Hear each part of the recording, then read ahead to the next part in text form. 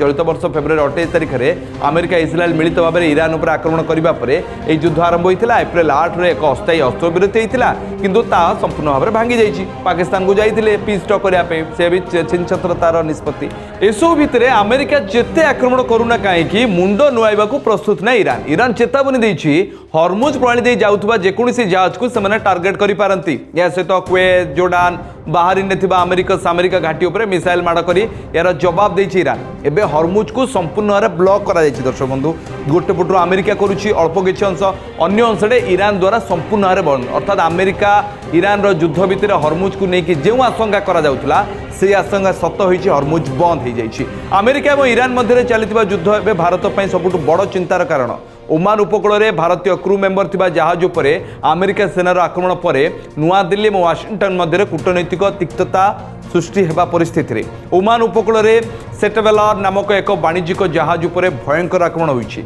एही जहाज रे 24 जन भारतीय नाविक थिले आक्रमण पर ओमान कर्तृपक्ष सहयोग में 21 जन भारतीय को सुरक्षित उद्धार सेना करागला 2 जन भारतीय नाविकों किंतु मृत्यु हो जाइछि अन्य जने निखोज भी अच्छी से उद्धार करने उद्धार करने समुद्र में व्यापक search operation under rescue operation भी चली एक घटना को नहीं भारत सरकार कड़ा आपत्ति भी दायर कर वैदेशिक मंत्रालय मुखपात्र रणदीप जायसवाल कहते ए आक्रमण को दृढ़ निंदा करने सह यह अत्यंत चिंताजनक बोली कहते भारत पक्षर कहुए अंतर्जातीय जलपथ में मुक्त एवं सुरक्षित वाणिज्य समस्त अधिकार रही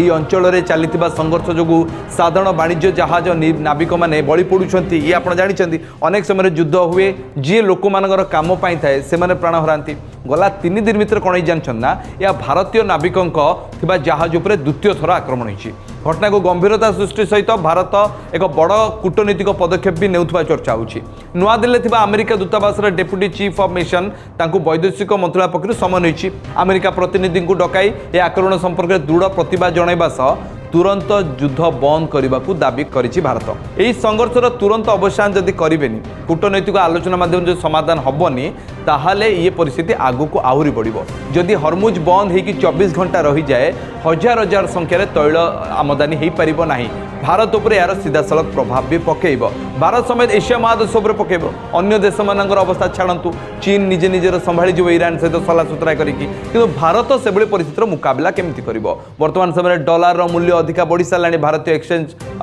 करेन्सी अनुसार द्वितीय स्तर में पेट्रोल डीजेल रेट बढ़ी सारा आपको एभली स्तर में क्रूड ऑयल दर भी $96 को छुईला जदि एमिती स्थिति लगी रहे ताहले तेल लुणर संसार निश्चित भाव में भारत में प्रभावित प्रभाव पकड़ हॉर्मुज अमेरिका ईरान युद्ध यह सब शर्त भितर किए कहार चुक्ति मानुची किए कहार